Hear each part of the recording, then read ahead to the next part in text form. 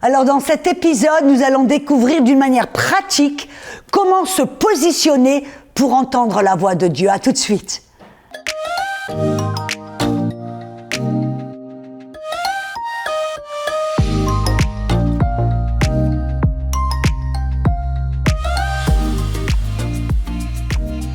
Bonjour et bienvenue à la Zone Rafa, je suis Audrey Mac et nous allons continuer aujourd'hui de parler de la voix de Dieu. Des épisodes précédents, nous avons découvert au travers de la parabole du semeur, que Jésus nous a expliqué que la condition de notre cœur va déterminer si nous pouvons entendre Dieu. Amen. Nous avons même vu Amen, que Dieu veut et peut enlargir votre capacité à entendre sa voix. Parce que voyez, Dieu parle tout le temps et il est le premier à vouloir que vous puissiez lui parler, l'entendre et marcher avec lui. C'est son désir. Amen. Mais aujourd'hui, je vais aller un petit peu plus dans le pratique. Maintenant que nous avons mis ces bases, ces fondements, très importante. Maintenant, je voudrais vous donner un petit peu des choses pratiques, des choses à faire pour pouvoir commencer dans cette conversation avec Dieu, pour pouvoir lui parler et l'entendre. Amen. Maintenant que votre cœur est prêt et disposé, n'est-ce pas? Quelles sont des choses pratiques que vous puissiez faire pour entendre sa voix? Amen. La Bible nous dit dans Jean 16, 13 que ce sera le Saint-Esprit qui va communiquer ce qui est sur le cœur du Père et qui va vous le communiquer à vous. Donc au travers du Saint-Esprit, de là, l'importance d'être conscient que c'est le Saint-Esprit, il vit en vous.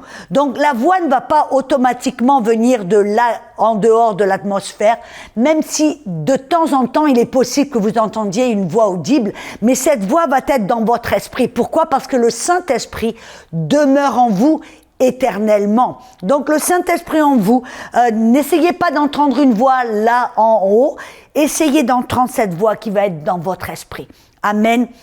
Donc la première chose que j'aimerais vous dire, c'est que vous devez rechercher la voix de Dieu, vous devez écouter. Voyez, entendre et écouter vont main à main, vont ensemble, mais c'est différent. Vous pouvez entendre, on en a parlé, mais afin d'entendre, vous allez devoir choisir d'écouter, de prêter l'oreille, entre guillemets. Vous vous rappelez le petit Samuel, un enfant qui était là, qui vivait avec Élie dans le temple, et à 3 reprises, Dieu lui a parlé, Samuel, Samuel.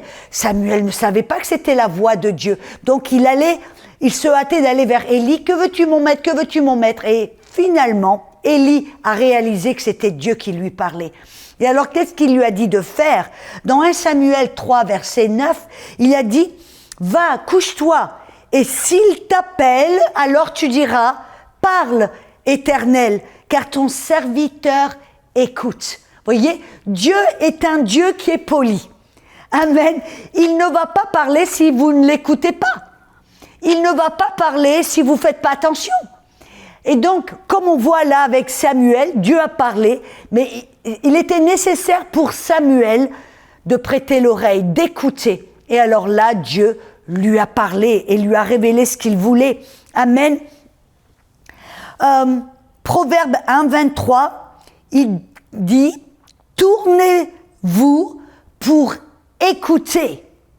Ça veut dire qu'on tourne notre cœur et nos oreilles vers Dieu pour l'écouter. Et j'aimerais même rajouter, comme je l'ai dit, Jésus a dit, on n'apprend pas à entendre Dieu. Comme vous n'avez pas, vous n'avez pas appris à voir ou à entendre, c'est venu, mais vous avez dû apprendre à faire attention et à prendre conscience de ce que vous avez entendu ou ce que vous avez vu. Vous voyez, le voir et entendre, c'est venu automatiquement parce que Jésus a dit « Mes brebis entendent ma voix ».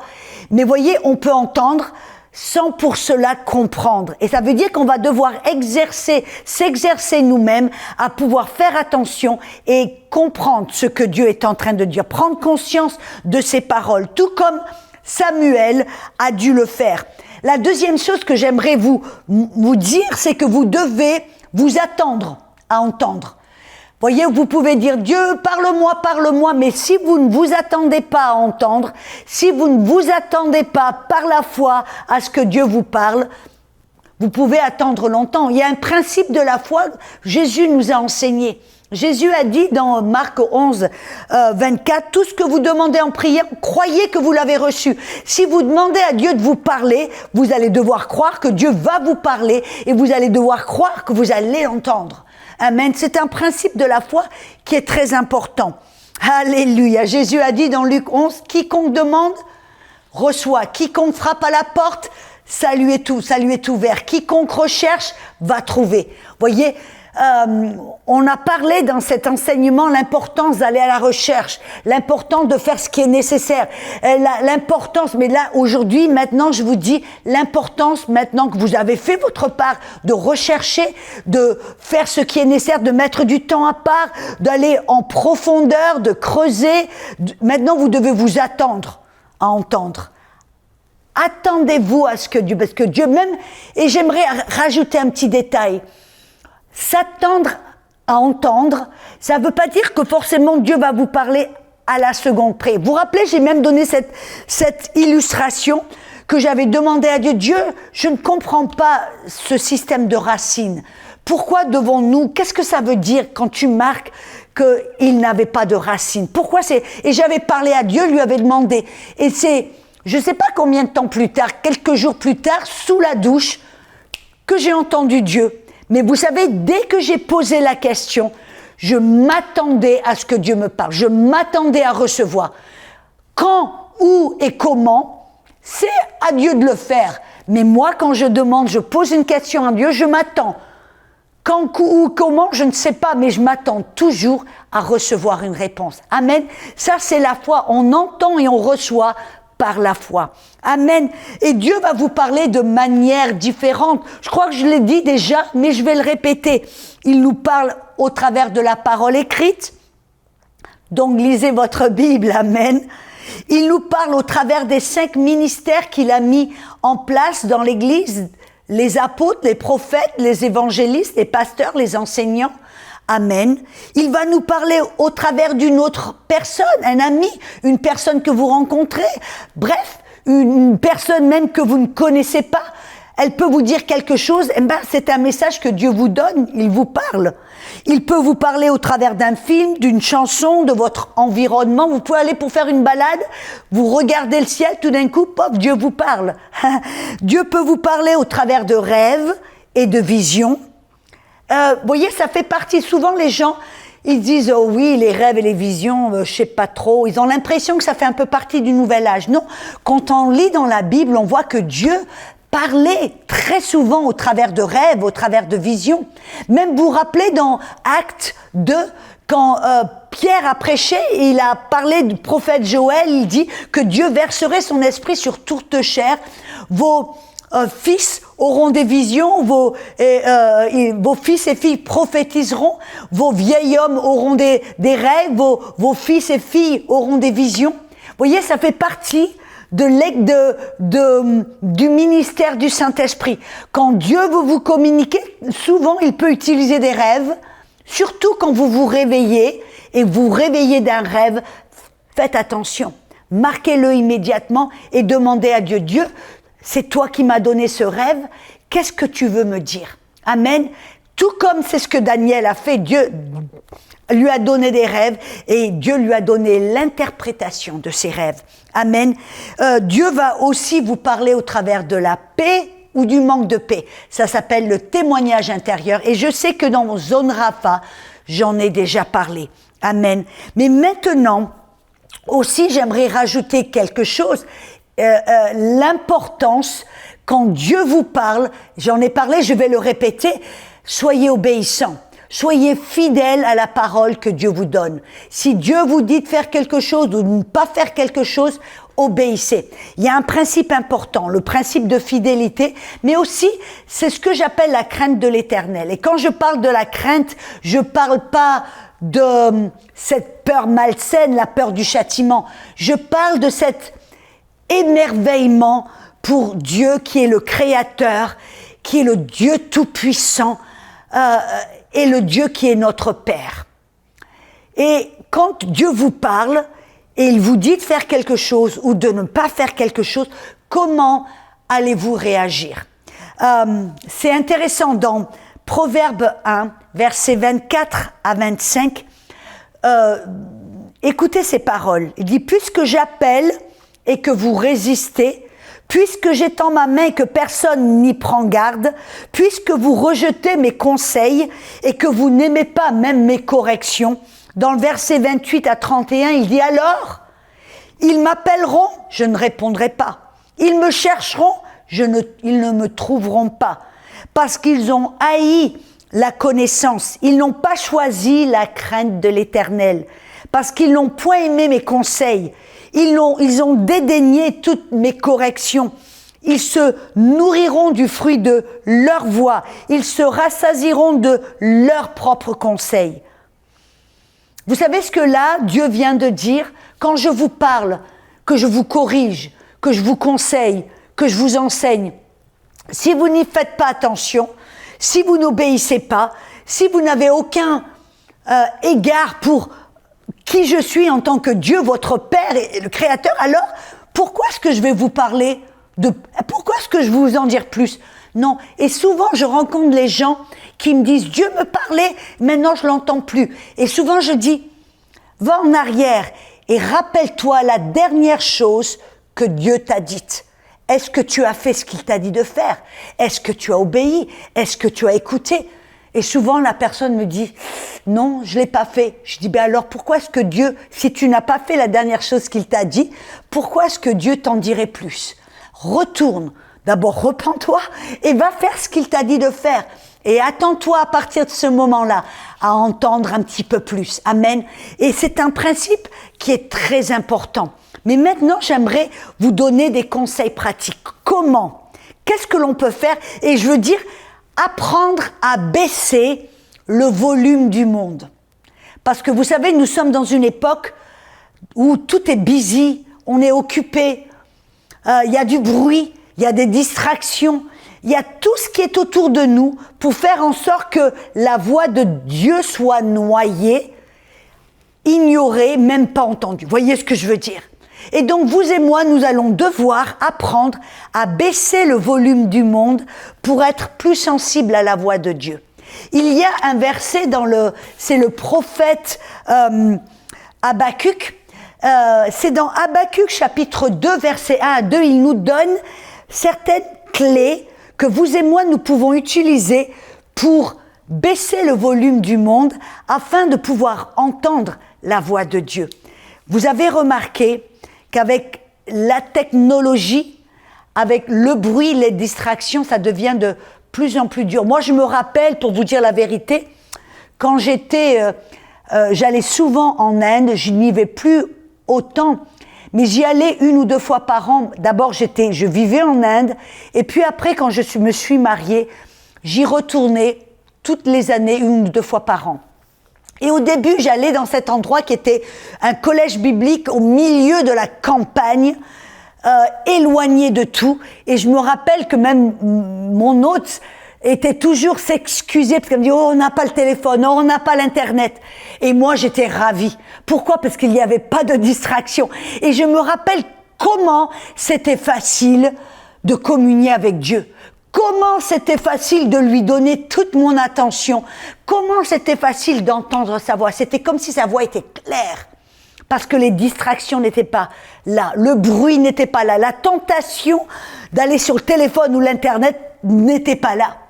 Et c'était tellement facile. Et c'est de ça dont je veux parler. Amen. Et donc le prophète Habakkuk nous donne des clés très puissantes si on y fait attention. Il nous dit dans Habakkuk chapitre 2, versets 1 à 2, il dit « Je me placerai en observation, je me tiendrai sur la tour, je veillerai pour voir ce qu'il me dira. Et l'Éternel me répondit et dit « Écris la vision, grave-la sur des tablettes afin que celui qui lit puisse courir. » Alors là, je voudrais amener votre attention sur certains points. Le premier point d'Habakkuk, il dit « Je me placerai en observation ». qu'est-ce que ça veut dire? Ça veut dire que vous et moi, nous devons apprendre à être dans un endroit tranquille, à célébrer le silence, si je peux le dire ainsi. Rappelez-vous que dans Psaume 46, verset 10, c'était David qui était dans le désert ou à garder les moutons, et il y avait du silence. Et qu'est-ce qu'il disait très souvent? Il parlait à son âme qui avait tendance à être peut-être très occupée, je ne sais pas, il dit « Tiens-toi tranquille, mon âme, et sache que je suis Dieu. » Il parlait à son âme en disant « Tiens-toi tranquille et sache que Dieu est Dieu. » Amen. On doit apprendre à se tenir tranquille. On doit apprendre à savoir que Dieu est là, il est présent, et pour vous et moi, encore plus, il est en nous. Ça veut dire que vous et moi, vous devez apprendre à cultiver une, comment je pourrais dire ça, une attitude de silence, une attitude de tranquillité devant Dieu. Vous savez, dans les temps passés, les moines étaient dans des monastères. Des fois, il y a certaines personnes qui se moquent un peu d'eux. Moi, je dis non, non, non. Ils avaient appris à faire quelque chose. Ils avaient appris à célébrer le silence. Ils avaient appris à s'éloigner du bruit, des distractions, et afin de pouvoir être dans le silence pour entendre Dieu. Bien sûr, ça ne veut pas dire que vous et moi, on doit joindre un monastère, mais ça veut dire que vous et moi, nous devons apprendre quelque chose que eux connaissaient très bien. Pour entendre Dieu, ils étaient dans un endroit ou une attitude de silence. Amen. Cultiver cette attitude de silence n'est pas aussi facile que l'on pense. Comme je l'ai dit, on est entouré avec du bruit et des distractions. Dans le psaume 62, verset 1, il dit « Oui, j'attends Dieu en silence ». C'est dans la traduction du Monde Nouveau. Le psaume 62, dans le verset 6, dans la traduction œcuménique, il dit « Oui, sois tranquille près de Dieu, mon âme ». Voyez, David parlait à son âme, mais vous comprenez un peu ce que j'essaie de dire là, l'importance pour vous et moi de cultiver le silence. Le silence n'est pas notre ennemi, le silence est notre ami. Surtout quand on veut entendre la voix de Dieu. Moi, je me rappelle, j'ai un membre de notre famille, je ne dirai pas qui il est, mais quand vous allez chez lui, il y a la télé, la radio, il y a Alexa, il y a l'iPad, il y a la musique, bref, partout où vous allez, c'est comme s'il avait peur du silence. Et il faut mettre du bruit, parce que quand il y a tellement de bruit, on se sent rassuré. Vous et moi, nous devons apprendre à nous battre contre cela, parce que le silence est notre ami. Amen. Et quand vous êtes dans le silence, je voudrais aussi vous envoyer un avertissement, parce qu'on a tendance à vouloir parler. Vous voyez, d'abord, la Bible nous dit, même dans le psaume 37, verset 3, « Demeure tranquille en regardant à l'Éternel ». Oh, ça c'est bon, ça. Psaume 37, verset 7, « Garde le silence devant l'Éternel et espère en lui. » Garde le silence devant l'Éternel. Pourquoi est-ce que la Bible nous dit de garder le silence? Parce que la tentation, c'est quand on est avec Dieu, devant Dieu, c'est de vouloir parler. Et comme je l'ai dit, Dieu, c'est un gentleman, il va pas vous couper la parole, il va attendre que vous vous taisiez. Donc si vous passez tout votre temps à parler, Dieu, il va pas pouvoir en placer une. Dans l'Ecclésiaste 5, versets 1 à 2, écoutez même l'avertissement qu'il nous lance. Au moins, le roi Salomon, dans le livre d'Ecclésiaste, c'est une bonne chose qu'il a dit. Il dit, quand tu entreras dans la maison de Dieu, prends garde à ton pied, approche-toi pour écouter. Voyez, écouter encore, c'est important. Plutôt que d'offrir le sacrifice des insensés, car ils ne savent pas qu'ils font le mal. Ne te presse pas d'ouvrir la bouche et que ton cœur ne se hâte point de prononcer quelques paroles devant Dieu, car Dieu est aux cieux et toi sur la terre, c'est pourquoi use de peu de paroles. Mes amis, ça veut dire que si vous voulez entendre Dieu, vous allez devoir apprendre à vous taire et à écouter. Parce que comme je l'ai dit, si vous parlez, Dieu va pas pouvoir en placer une. Amen. Alléluia. Et c'est pour cela que Jésus, très souvent, allait dans des endroits isolés. Il allait dans le désert. Vous vous rappelez même, il priait pendant la nuit parce que pendant la journée, il y avait tellement de monde, il était tellement demandé. Souvent même, il pouvait même pas manger. Et donc, on lit dans Marc 1,35 que vers le matin, pendant qu'il faisait encore très sombre, il se leva, il sortit pour aller dans un lieu désert où il pria, où il allait pour entendre le Père, pour parler au Père. Amen. Donc, il y a un principe très puissant. Ça veut dire que vous et moi, vous allez devoir apprendre à cultiver le silence. Vous allez devoir apprendre à garder la bouche fermée pour écouter. Amen.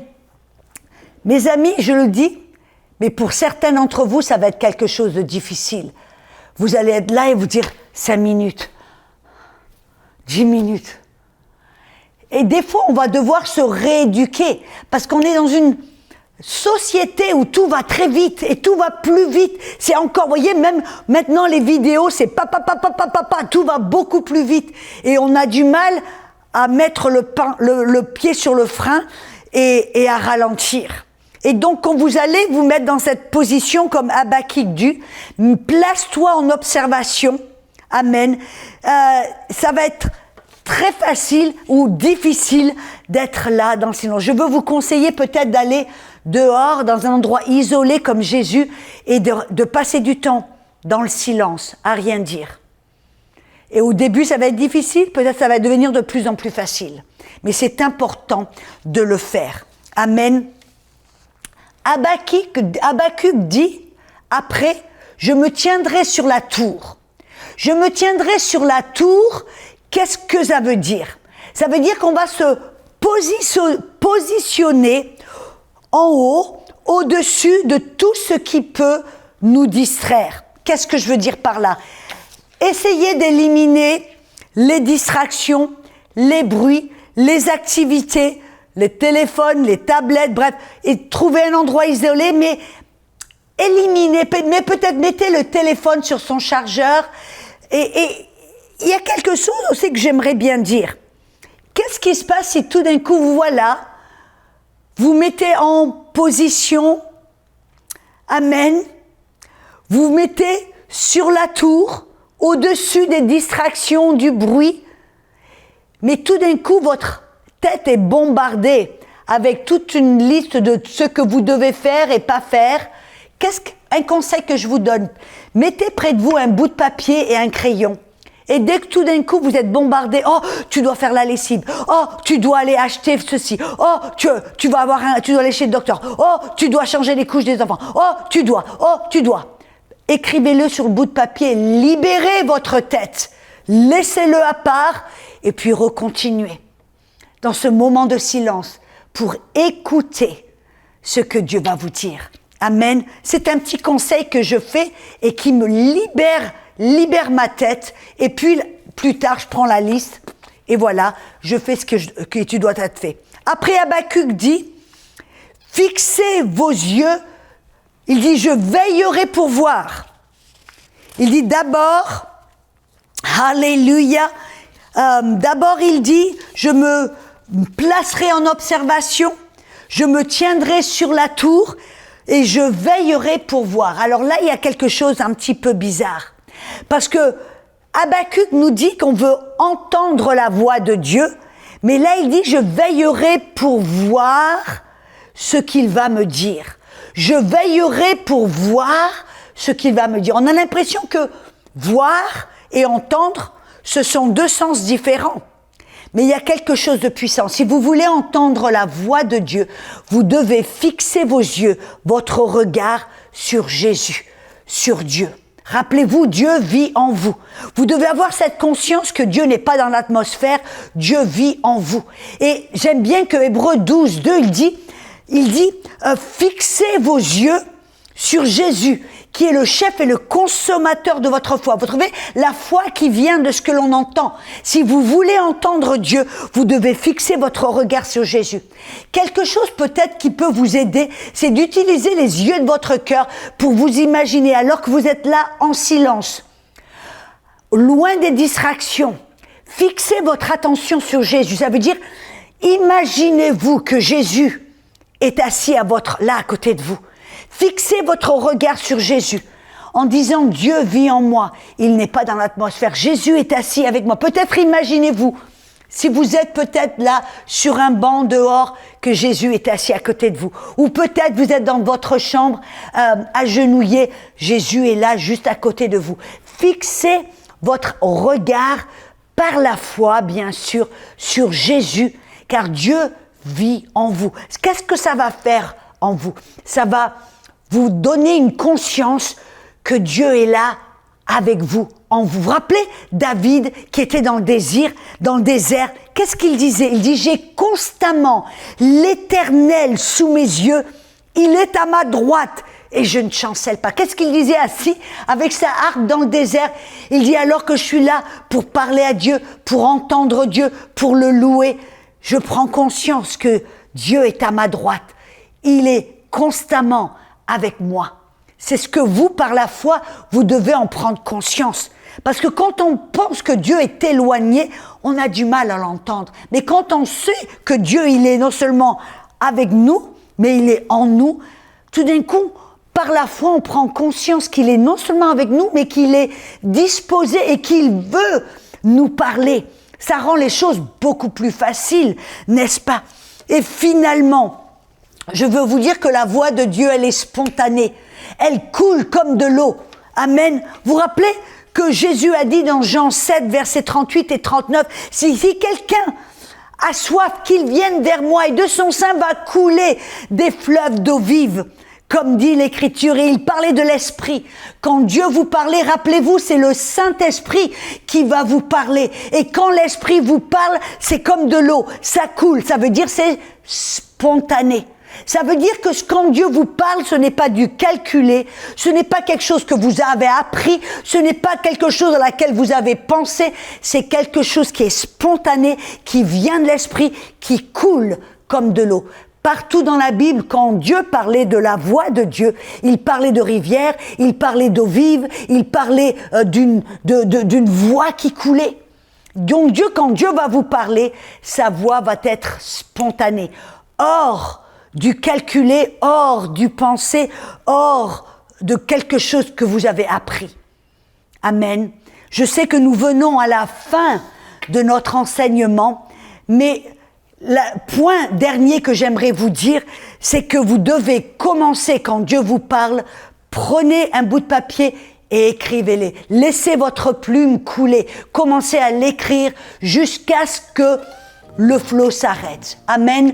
Nous allons découvrir dans le prochain épisode comment juger cette chose. Amen. À tout de suite et à bientôt.